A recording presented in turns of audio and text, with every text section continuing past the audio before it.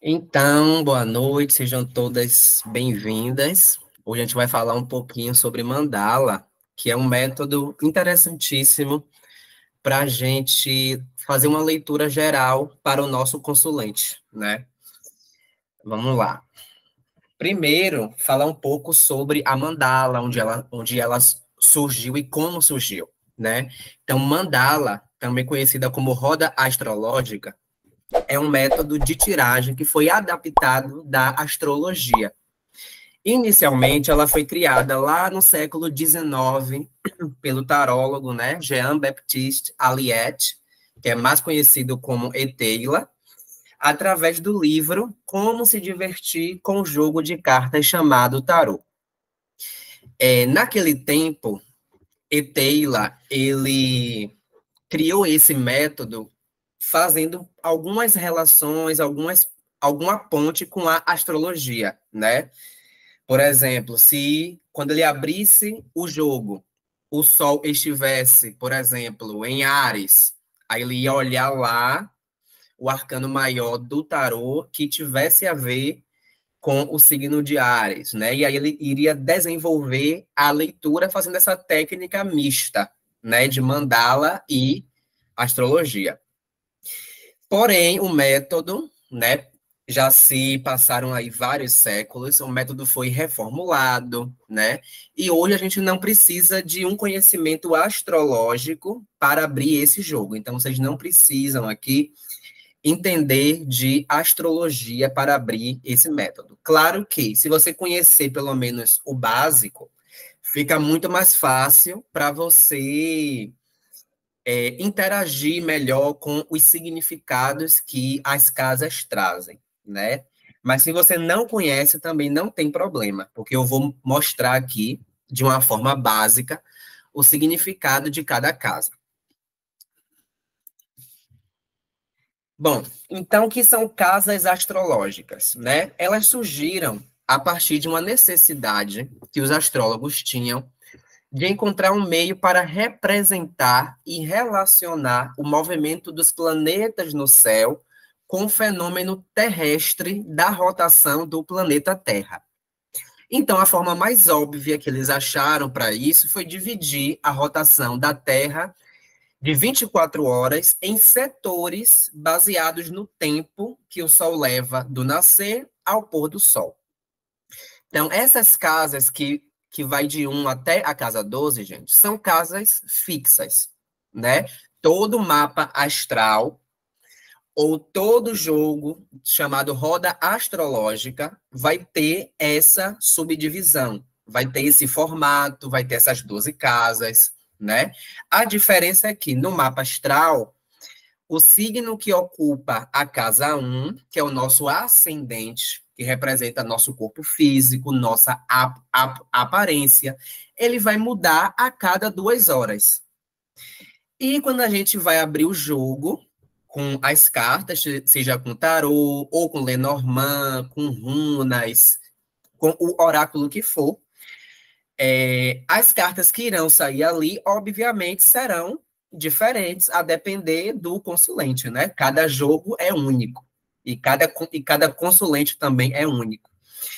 Então, essas casas aqui, elas representam temas da nossa vida, né? Amor, trabalho, finanças, amigos, relações interpessoais, relação amorosa, familiar, carreira, né? Está tudo aqui, né, contido nessas 12 casas, certo?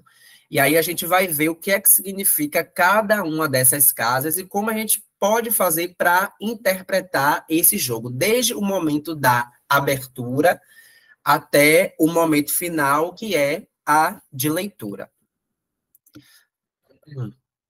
Então, vocês podem estar se perguntando, quando é que eu vou abrir esse jogo, né? Qual é o intuito? Como ele vai ser útil para mim, né? Quando o consulente chega, quando ele não tem perguntas, principalmente quando a gente recebe consulentes que vêm um pouco desconfiados, né, que não conhecem nosso trabalho, geralmente esses consulentes não gostam de falar muito, não gostam de de expor, né? Tem alguns consulentes que são muito desconfiados, né? Então, para quebrar o gelo, né, para você compreender melhor quem está ali na sua frente, você pode abrir esse jogo, quando ele não tiver perguntas específicas, quando o consulente não souber o que perguntar, porque a gente passa muito por isso, às vezes a gente abre um jogo ali e o consulente ele não sabe o que ele quer saber primeiro, o que ele vai perguntar. Às vezes ele não sabe como elaborar uma pergunta, né? E aí você pode abrir nesses casos, quando o consulente não souber o que perguntar ou não tiver uma pergunta definida. Ou simplesmente porque ele quer uma geral. Ele quer saber ali de um panorama geral para a vida dele nos próximos 3 meses ou 6 meses, né? A mandala, gente, a gente pode ver até um ano. E a gente acompanha a vida do consulente trimestralmente. De 3 em 3 meses, a mandala ela é derivada e a gente tem um novo jogo. Você não precisa abrir uma outra mandala. Quando termina os 3 meses, a gente vai derivar e dessa derivação a gente vai ver mais 3 meses, até que ela complete um ano, né? Como aqui é uma aula básica, introdutória, eu não vou passar para vocês como a gente faz essa derivação de tempo.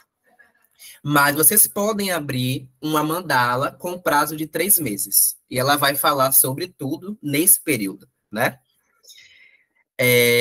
Quando abrir também é quando o consulente apresentar resistência em se abrir, que é o que eu falei um pouco mais no começo, né? Que tem consulentes que são desconfiadíssimos, ficam com aquele pezinho atrás. E aí, quando a gente abre esse jogo, a gente começa a falar, aquele consulente começa a se identificar e ele fica menos resistente. Porque na mandala, a gente vai falar sobre tudo, né? Eu sei que aqui tem muitas pessoas que jogam o Lenormand, né? E na mesa real, a gente também tem aquele panorama ali completo, né? A mandala, ela segue essa mesma vertente. É um jogo que fala sobre todas as áreas. E aí, aqui é a disposição do jogo, né? Nós temos a casa 0, que fica aqui no centro, e a gente começa a dispor o jogo no sentido anti-horário, né? Casa 1, casa 2, casa 3, casa 4. A gente vai seguindo esse movimento até a última casa, que é a casa 12, né?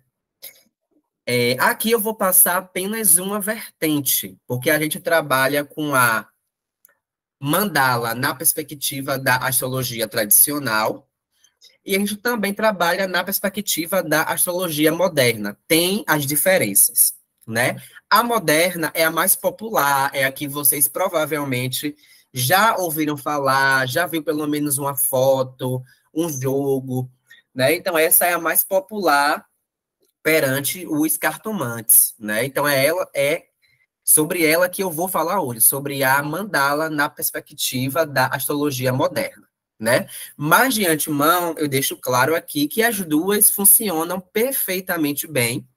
Então, futuramente, né, caso vocês queiram conhecer, vocês vão poder escolher com qual vocês se afinizam mais, né? Mas as duas funcionam da mesma forma. A diferença principal aqui, de cara, na forma de dispor essas cartas, é que na astrologia, na mandala pela perspectiva da astrologia moderna, a gente vai ter a casa 0. A casa 0 vai ser a primeira casa que você vai ser a primeira carta que você vai tirar do baralho, do monte ou do leque para dispor na mesa para formar o layout do jogo. Então você tira primeiro a 0 e depois vai seguindo a ordem de 1 a 12. Então é assim que a gente dispõe o jogo. Quem joga com Lenormand, né, é preferível que tirem 2 cartas por casa, mas para quem não tem muita familiaridade ainda com o método, eu aconselho tirar uma carta só por casa,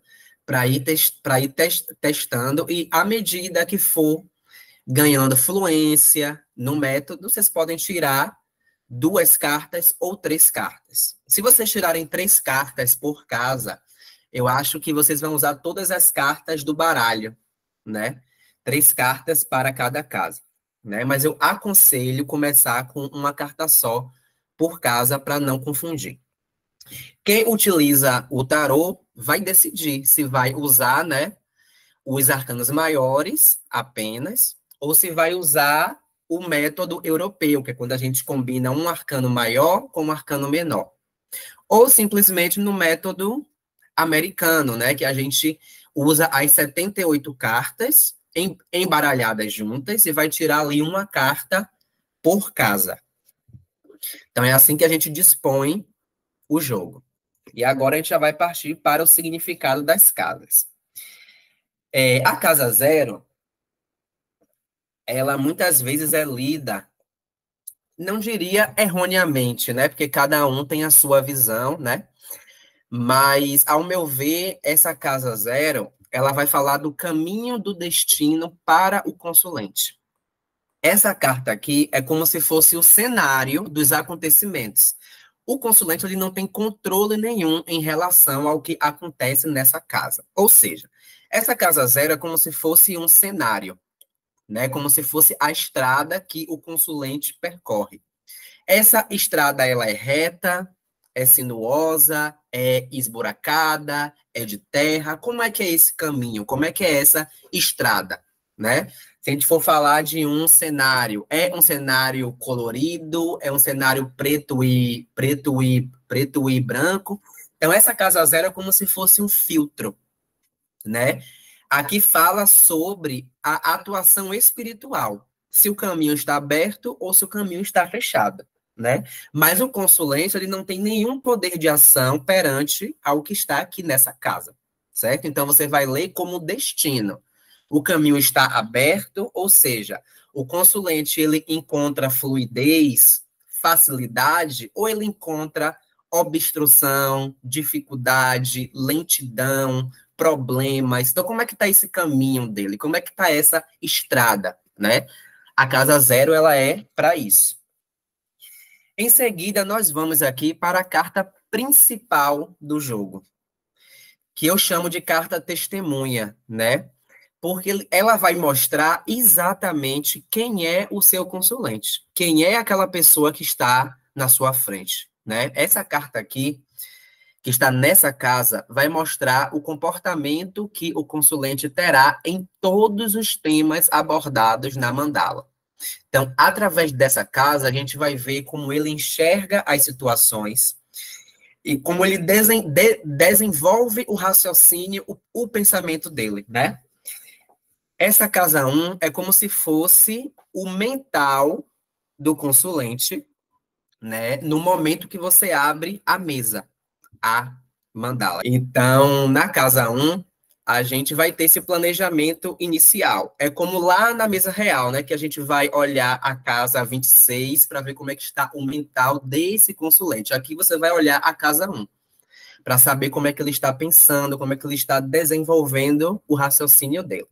Né? Então, essa é a casa principal, é como ele vai reagir.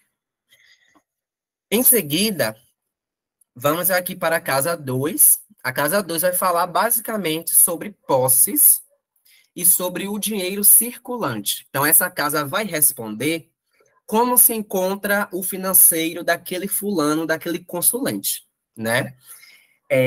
Para essa casa, a gente geralmente vai ler nos arcanos maiores, ou no Lenormand, ou no baralho de Maria Padilha, a gente vai ler o plano material daquela carta. A gente não vai falar de sentimento, a gente não vai falar de pensamento. O pensamento está lá na casa 1. A casa 2 vai falar como é que vai ficar a vida financeira do consulente nos próximos 3 meses. Então, aqui você só vai ver finanças, certo? A casa 3 é aquela casa que vai falar como o consulente verbaliza o que está na casa 1. Então, na casa 1, a gente tem ali o planejamento, a gente tem o pensamento, a gente tem as ideias, a gente tem o comportamento, né? E a casa 3 vai mostrar como é que o consulente tira o que está aqui no mental dele e coloca isso em jogo na hora dele se comunicar com outras pessoas, seja com pessoas próximas, com familiares, com pessoas que ele não conhece, né? Então, essa casa 3 vai falar da comunicação de forma geral. É o que você vai verbalizar, né? O que está ali na casa 1.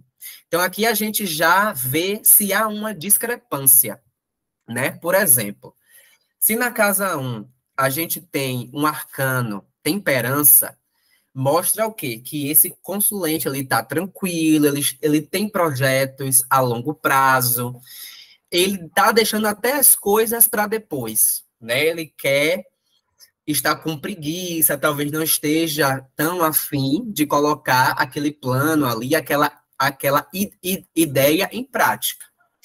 E aí, lá na casa 3 a gente vê que esse consulente tem um mago.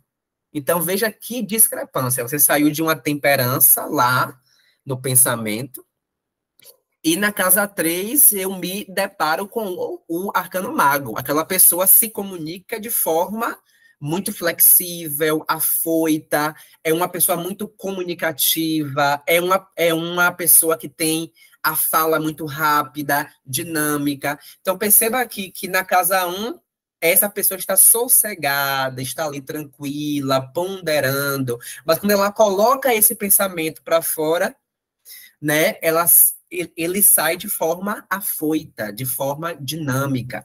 Então, a gente tem que observar, né, essa relação entre a casa 1 e a casa 3, né? A mesma coisa se fosse no Lenormand, na casa 1 saísse a carta dos trevos, e na casa 3 a carta da torre, né? O trevo é aquela pessoa alegre, aquela pessoa até que tem um pensamento instável. Uma hora pensa uma coisa, depois muda, pensa outra, né? E na casa 3 mostra o quê? Com torre, aquela pessoa reservada, fala pouco, né? Diria até um pouco ali antissocial, não gosta muito de se comunicar, né? Então, nessa casa 1 e 3 a gente vai ver esse contraponto aí, do que a pessoa pensa e o que essa pessoa realmente comunica.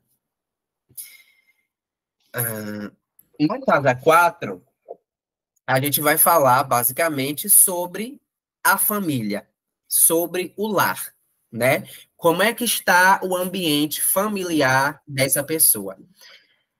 Então, aqui a gente vai falar sobre o ambiente físico, né? Como é que está a estrutura dessa casa. A gente vai falar da rotina dessa casa. As pessoas acordam cedo, acordam tarde, elas brigam muito, né? Cada um fica ali no seu canto. Como é essa rotina, né? Então a gente vai ver pelo plano material, né, do arcano. A gente vai pegar esse aspecto mesmo do cotidiano. Mas também a gente vai analisar o sentimental. Como é que essa pessoa está se sentindo nesse convívio com o lar, nesse convívio com as pessoas com as quais ele mora ou ela mora? Uma outra questão aqui. Na casa 4 eu não coloquei, mas eu vou falar. A gente também pode ver o passado, de onde esse consulente está partindo, né? E aí, a depender da dinâmica do jogo, das outras casas, essa casa 4 pode estar falando aí de um passado distante, da infância mesmo, ou pode estar falando de algo mais recente. E como é que eu vou saber disso? Você nunca vai interpretar uma casa isoladamente. Você tem que sempre que buscar mais testemunhos, fazer o contraponto de uma casa com outras casas para que você possa confirmar o que você está vendo ali, né? Então, a casa 4 é isso. Basicamente, família, o lar.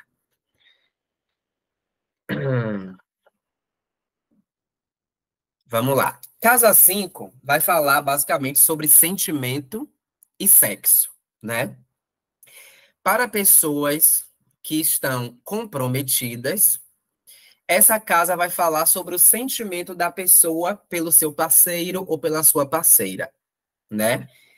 Em leituras de pessoas solteiras, consideramos nessa casa se a pessoa está aberta ou fechada para uma relação amorosa. Então vamos lá. Suponhamos que uma pessoa está casada, está noiva ou namorando. Essa casa 5 é a expressão afetiva do consulente pelo seu parceiro ou pela sua parceira. E lá tem uma papisa. Provavelmente existe aí algum ressentimento, algum rancor, alguma carência, alguma inibição, né? Se tratando de alguém que é comprometido. Se essa pessoa for solteira e tem uma papisa, essa casa vai falar se essa pessoa está aberta para o amor ou não. E tendo uma papisa, a pessoa não está. Ela está fechada para o amor. Certo? A mesma coisa no Lenormand. Se tem uma torre aqui na casa 5, né? E essa pessoa é casada. Que sentimento que essa pessoa está tendo, né? Sentimento nada bom. De frieza, de distanciamento, isolamento, né? Mas se for uma pessoa solteira, para mim também diria que essa pessoa está fechada para uma relação, certo?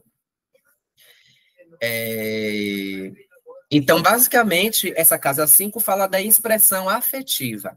Mas também a gente pode ver sexo na casa 5. A gente vai ver as duas coisas. A gente vai ver essa expressão afetiva e vai ver também a parte sexual.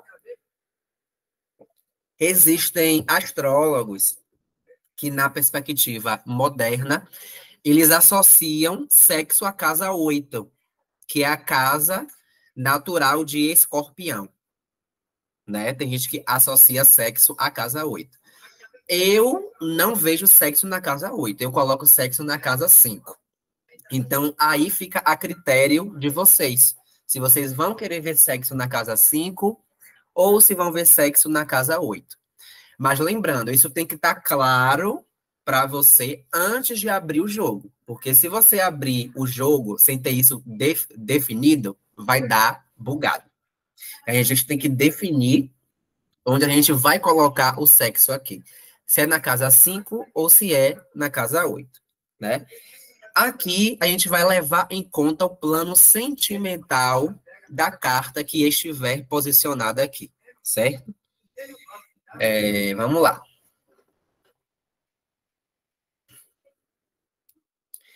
Casa 6 vai falar basicamente sobre a vida profissional do consulente, né? Como é que está ali o trabalho dele.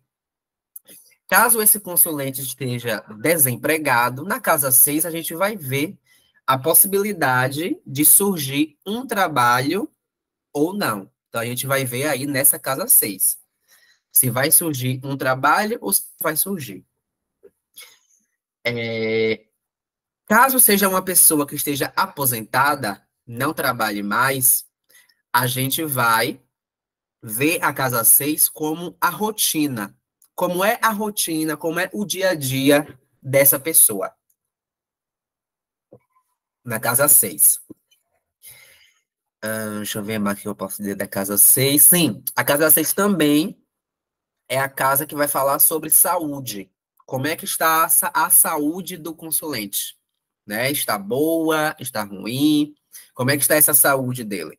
Né? Então, basicamente, na 6 a gente vai ver trabalho, rotina e saúde. São os significados básicos aí que a gente tem para a casa 6. Casa 7. Aqui a gente já vai falar do outro, né? Quem é esse outro? O parceiro amoroso desse consulente ou dessa consulente. Aqui a gente vai ter o noivo, o marido, o namorado, né? Na casa 7 a gente vai ver como esta outra pessoa está em relação ao consulente, né? Essa casa aqui, ela é lida pelos atributos mentais do arcano, né? Que é como esse outro pensa, como esse outro se comporta, né, está ali na casa 7. Isso para quem está num relacionamento sério. Quem não tem relacionamento, né, quem está solteiro, a gente vai ver na casa 7 a possibilidade ou não de surgir alguém na vida desse consulente. A gente vai olhar aí na casa 7 para saber se surge alguém, certo? Lembrando que aqui, nessa casa 7 a gente não vê relações casuais, tipo crush. Crush a gente não vê na casa 7.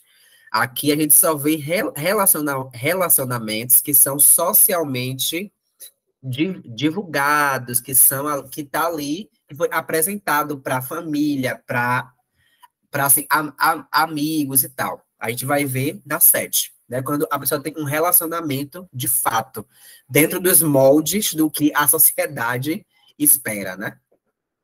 Já na casa 5, a gente vai ver as relações casuais. Um fulano que você ficou na festa, um ficante fixo, né? Um crush, a gente vai ver ali na casa 5, certo?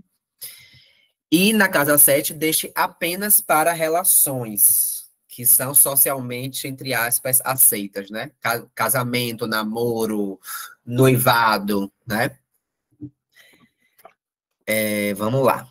Aqui a gente já chegou até a casa 7. A partir da 7, a gente pode ver como é que o outro se comporta em outras camadas também. Como é que está a vida dessa outra pessoa em relação ao financeiro, à comunicação, a trabalho. Mas a gente não vai ver isso hoje, porque eu só estou trazendo mesmo o básico para vocês conhecerem. Mas com esse básico aqui, vocês já fazem uma leitura muito boa, muito rica, né? Até aqui, tiveram alguma dúvida?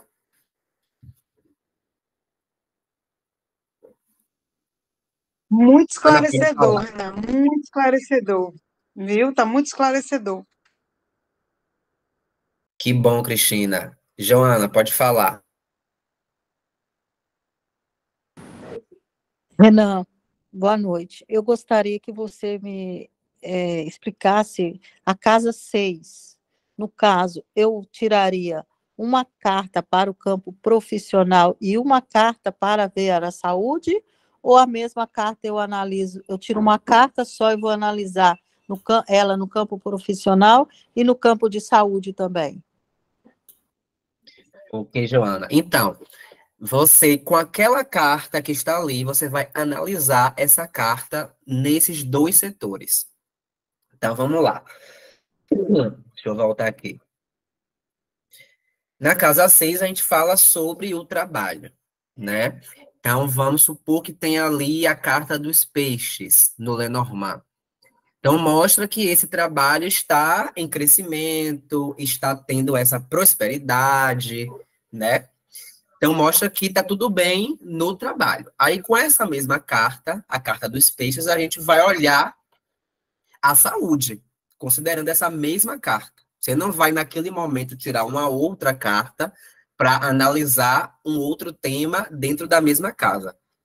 Se você abriu o jogo com uma carta por casa, você vai pegar aquela cartinha ali que está naquela casa e vai interpretar todas as nuances, todos os significados que aquela casa traz.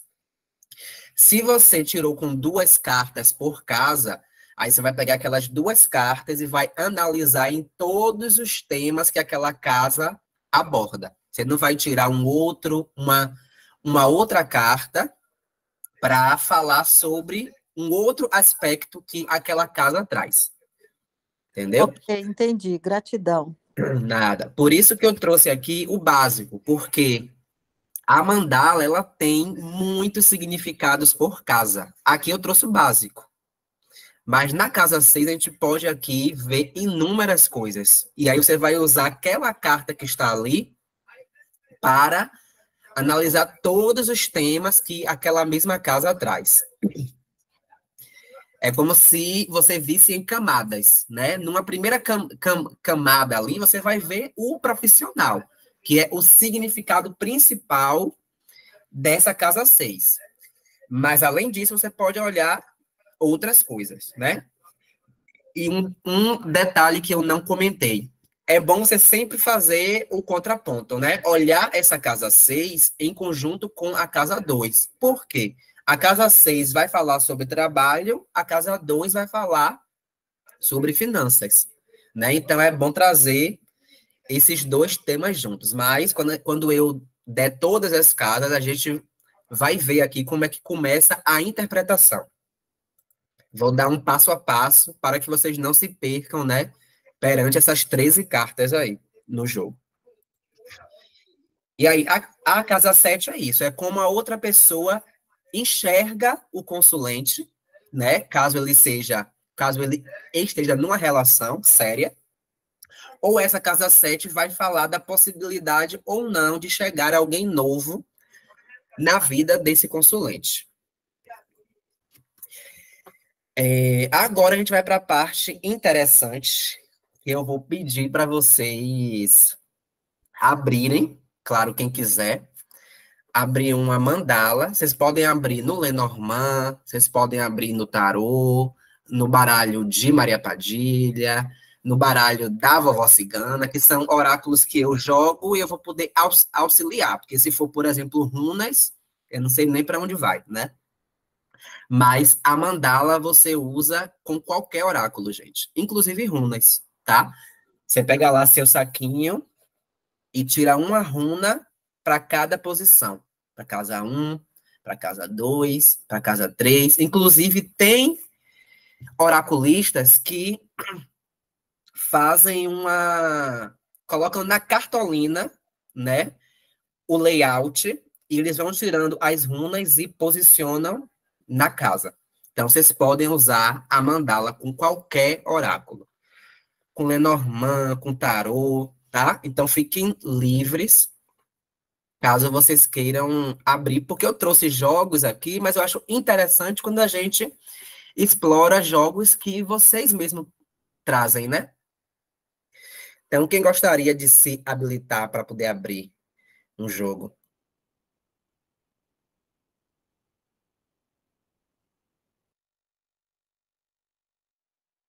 E aí a gente vai lendo juntos, Luciana. Enquanto Luciana abre a mandala dela, como eu disse aqui, eu trouxe o básico, certo? É um básico que, na verdade, já se torna muito, né? Porque a gente pode fazer uma leitura muito boa só com esses significados básicos. Mas quem quiser aprofundar, eu tenho um workshop gravado com duração de 4 horas, falando de todos os significados de todas as casas nas duas vertentes, na moderna e tradicional, né? E aí eu dou exemplos com o baralho de Maria Padilha, mas, como eu falei, é um jogo que você pode abrir com qualquer oráculo, não precisa ser só tarô, nem baralho cigano, vocês podem ir além disso.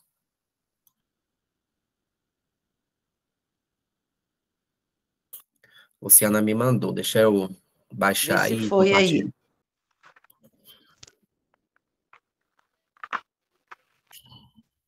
Casa Zero. Casa Zero saiu o urso, né? O que é que eu diria aqui dessa Casa Zero? Como é uma carta que para mim é neutra, então eu não vejo dificuldade do destino aí em relação à sua vida. Então aqui o urso, para mim, traz inclusive proteção, né? Já que é uma carta que está aí sozinha. Então, para mim, o urso fala disso. Então, você consegue ter uma proteção espiritual na sua jornada durante esse período de 3 meses. Então, o urso é uma carta neutra, ou seja, não há nenhum atrapalho aí relacionado à sua vida, né? Se a gente for considerar o naipe, sendo o naipe de paus, né? Aqui nós temos algumas dificuldades, alguns empecilhos, né? Mas que, para mim, são naturais do próprio processo mesmo, né? Não é nada demais. E sobre essa casa aqui, você não tem controle, né? Porque é uma casa que fala justamente você falou sobre... que não tem o controle, né? Isso, aqui fala sobre o destino. E aí na casa 1, Você saiu de árvore, casa 3, raposa, e casa 8, jardim. Então, aqui me fala quem é você, né? Na casa 1, com árvore, você provavelmente aí está pensando muito na sua rotina, em projetos de longo prazo, né? Você vai estar com essa vibe aí nos próximos 3 meses de construir algo que seja realmente significativo. Você quer um crescimento, você pode estar apegada às suas raízes, à sua família, né? Principalmente porque na 4 ali tem um sol. Então, a gente já vai olhando para essa casa 1, olhando já para o todo, né? Tendo aquela visão geral. Mas, às vezes, você pode se pegar um pouco na preguiça, no tédio. Ah, vou deixar para depois. Para que eu vou Eu fazer falei isso? que eu tava no. E aí, a árvore fala de coisas a longo prazo, né? Então, o seu pensamento está basicamente na sua rotina diária, né? Nas coisas que você precisa cumprir, principalmente coisas de família, coisas de rotina, né? E aí, na casa 3 você tem uma raposa. Então, você se comunica de que forma? Você fala o que você pensa, você vai estar falando ali o que precisa ser dito, mas você não vai falar tudo, vai esconder alguma coisa, vai maquiar um pouco sua fala, você não vai ser tão direta na hora de se comunicar, né? Mas vai ser muito Não, esperta. é preciso. A Essa raposa carta traz 1. essa esperteza, né? Mas falando sobre a casa 3, a gente tem como é o nome da carta, meu Deus? Raposa, Raposa, e raposa. fala dessa comunicação que não é clara. E por que a gente precisa de uma casa que fale sobre comunicação? Por quê? Se essa pessoa estiver desempregada, ela vai precisar se comunicar para conseguir um trabalho, né? Então, a comunicação é essencial para ela se relacionar com outras pessoas, né? Então, a raposa, você não vai estar falando as suas intenções, você não vai deixar a sua comunicação clara, né? Mas, ao mesmo tempo, a raposa traz uma lábia, né? Uma esperteza. Você vai estar ali com segundas intenções no que você for comunicar, mas você não vai deixar a coisa explícita, né? Uhum. Ali na 8 é jardim, né? 8 é jardim. 8 é jardim, é uma carta neutra positiva, que para mim fala que está tudo bem aí com as suas emoções, aquilo que você não quer tornar público. E olhe que contradição, né? Numa casa que fala sobre aquilo que a gente não quer mostrar, saiu justamente uma carta De exposição. de exposição, né? E aí fala que você está bem, que você quer socializar. Então, fazendo esse contraponto da raposa com a 8, parece que você talvez queira mostrar para outra pessoa que você não está tão aberta assim. Ó, não vem não, que eu não tô a fim de muito papo. Não vem não, que eu tô de olho em você, viu? Para suas ações, né? Então, você não quer se expor.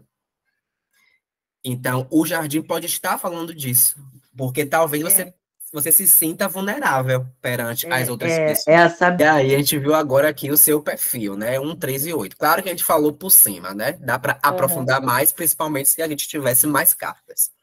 Uhum. E aí, uma vez que eu já sei quem é minha consulente, agora eu posso partir para os temas, né? Eu posso ver aqui o trabalho. Então, eu vou pegar a casa 1, que sempre a gente vai tomar como base essa casa 1. Depois a gente vai ver ali a carta que está na casa 6, que no caso é nuvem. Ou é a carta da casa?